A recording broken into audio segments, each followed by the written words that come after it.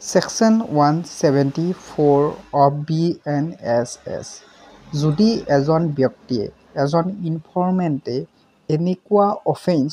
police ষ্টেচনত police অফিচাৰক report কৰিব যায় যিটো অফেন্সৰ imprisonment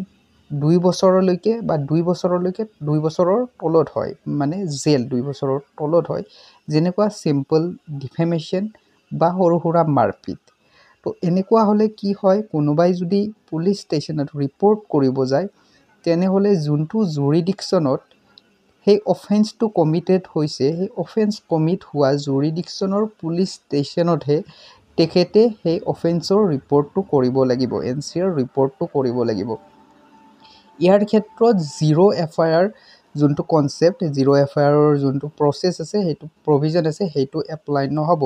ইৰেসপেক্টিভ of the place where offence committed য'ত ত'ত কি কৰিব পাৰে ৰেজিষ্টাৰ কৰিব পাৰে কেছ কগনিজেবল অফেন্স ৰেপ হৈছে এনেকুৱা নহয় যোনটো জুৰিডিকশ্যনত হৈছে তাতেহে আপোনাৰ কেছটো ৰেজিষ্টাৰ কৰিব লাগিব হেনেকুৱা নহয় যদি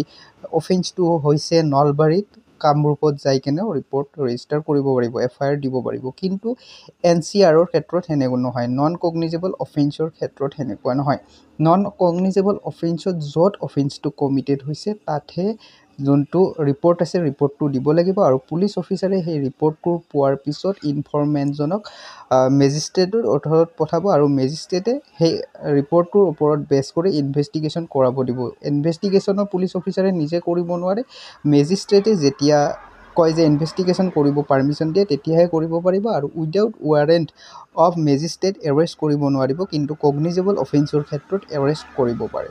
সো কোনোবাই যদি নন কগনিজেবল অফেন্স কৰিছে আৰু ৰিপৰ্টটো যদি থানাত মানে দিব গৈ আছে এফআইআৰ দৰে য'ত জুৰিডিকশ্যন হৈছে তাতেহে দিব লাগিব আৰু ইয়াত উইদাউট পুলিচে ৱাৰেণ্ট অফ মেজিষ্ট্ৰেট কি কৰিব নোৱাৰে এৰেষ্ট কৰিব নোৱাৰে ধন্যবাদ